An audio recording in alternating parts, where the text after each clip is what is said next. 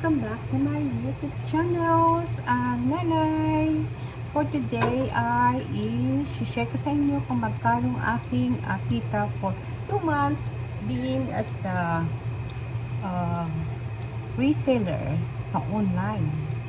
At first, nagluluto muna ako ng aking breakfast. At yung anak ko ay naihatid ko na sa school niya, and supposed to be ay magpipick up ako ng mga free items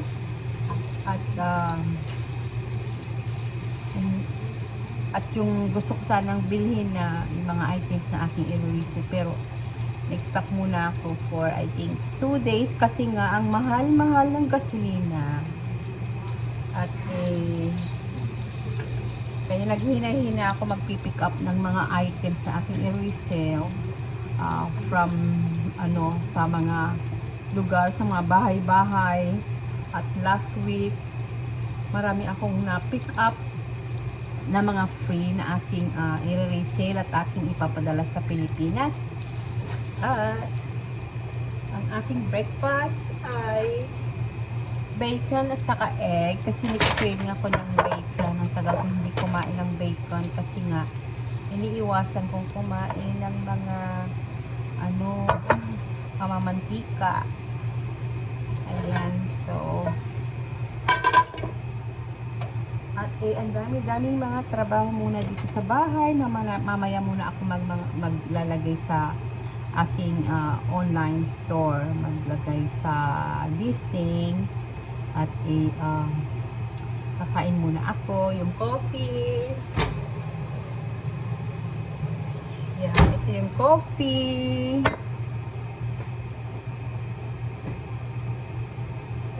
Breakfast. At ito na yung aking brunch. Breakfast and lunch. So, coffee, water, syempre, egg and bacon. Simple lang ang aking breakfast. At mamaya na lang ang fruits. Turn off ko yung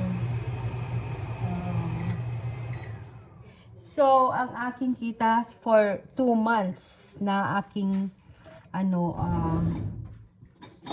galing sa aking products, yung mga free at saka yung mga Star Wars, at nakabenta ako ng $1,300 for 2 months yun. Diba? Malaki na yun. Magkano na yun sa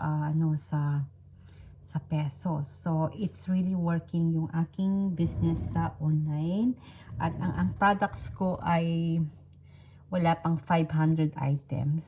So, nakabenta ako ng 24 items total for almost 2 months. At ngayon, mayroon ako nabenta ngayon na DVD. Yeah. Hello, yung aso ko gusto niyang So, kakain muna ako. Pinakain ko na sila Yan. So, pero yung 1,200, hindi pa deduct yung mga taxes. Pero okay lang. So, at least, marami doon mga libreng mga items na pick up ko sa mga bahay-bahay, sa iba't ibang lugar na akalain ko na hindi mabebenta mga yun kasi mga luma na. Yung pala, sila pa yung unang mabebenta kasi yun yung mga parang vintage na mga items. Marami akong nabentang mga libre na vintage items. Yung iba, meron sila, may branded. Hindi gaano branded pero mga vintage sila talaga. Yun ang nabibenta dito. Nabibenta ko. So, ayan, kain tayo. At magpahinga muna ako, maglinis ng kusina. And then after that, kasi naka-vacuum na ako kahapon. Nag-vacuum ako ng floor, pero sa taas, tomorrow na lang. Ngayon ay maglinis ako ng aking kusina. At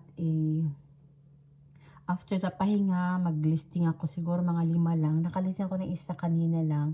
Pero as much possible, dapat may listing ako ng 10 10 to 20 items a day. Yesterday,